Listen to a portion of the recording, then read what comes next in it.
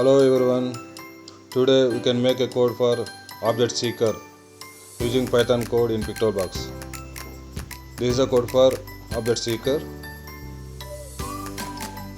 Let's run the code.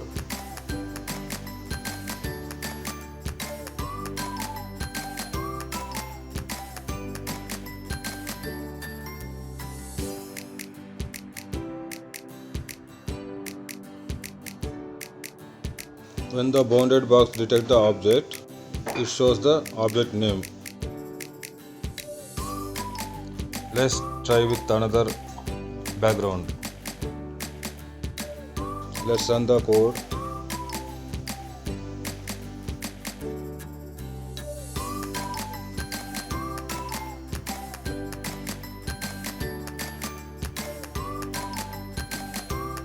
When the bounded box detects the object, it shows the object name. Like this, you can make a code for object seeker in Python language. Thank you.